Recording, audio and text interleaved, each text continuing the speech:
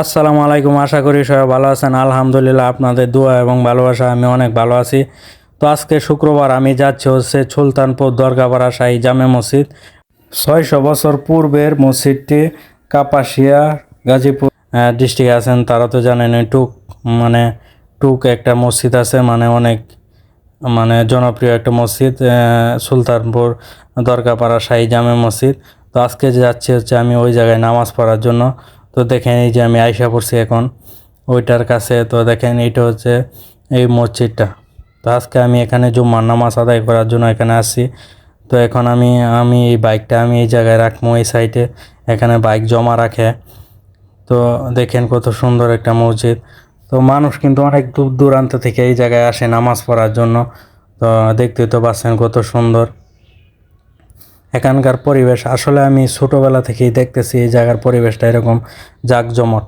তো আশেপাশে দেখেন দোকানপাট, মানে মেলা বললেই চলে, কারণ অনেক দূর দূরান্ত থেকে মানুষ আসে এখানে, নানান কিছু দোকানপাট এখানে বসছে। তো দেখতে তো পাচ্ছেন কত দোকানপাট। তো এখানে সব মানুষই কিন্তু আসে, ঠিক আছে। তো অনেকে অনেক কিছু নিয়ে আসে এখানে দেওয়ার জন্য। তো এখানে এই যে আমি একটা টুপি কেনার জন্য ট্রাই করতেছি, দেখতেছি এটা লাগতেছে না, ছোটো হইতেছে। তো এটা ছোটো হইতেছে, তো আমি বললাম যে বড় একটা দেওয়ার জন্য, এটা আমার মাথাতে লাগতেছে না। তো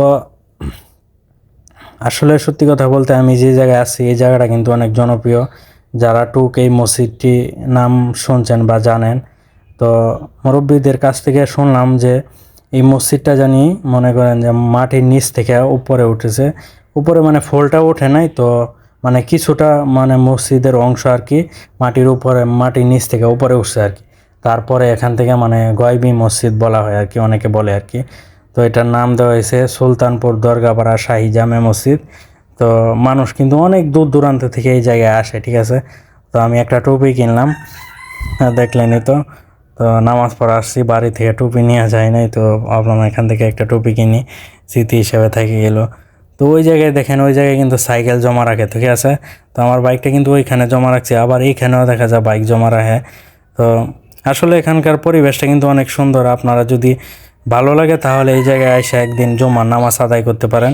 আপনার মনে করেন যে অনেক ভালো লাগবে এবং সুন্দর জায়গাগুলা দেখে যাইতে পারবেন।